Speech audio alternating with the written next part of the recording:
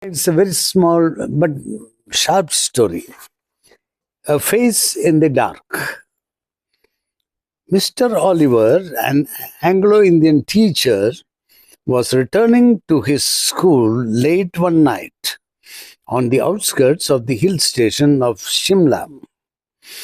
From before Kipling's time, the school had been run on English public school lines, and the boys, most of them from wealthy Indian families, wore blazers, caps, and ties.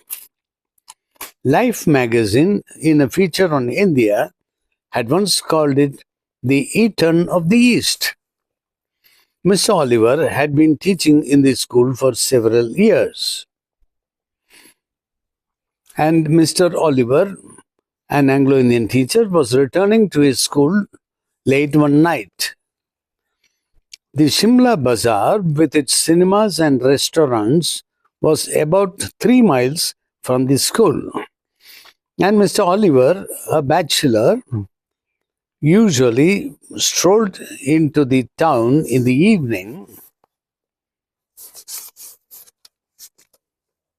returning after dark, when he would take a shortcut through the pine forest.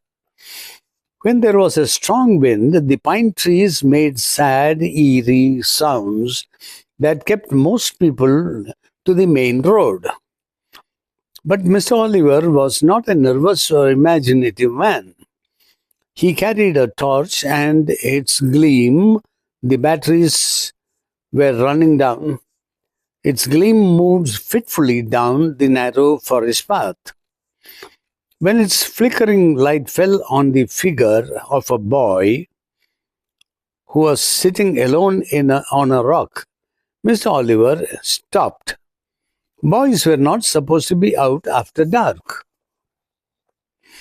"What are you doing out here, boy?" asked Mr. Oliver sharply. He is the principal of that school, isn't it? "What are you doing here, boy?" he asked sharply, moving closer so that he could recognize the miscreant. But even as he approached the boy, Mr. Oliver sensed that something was wrong. The boy appeared to be crying. His head hung down. He held his face in his hands, and his body shook convulsively.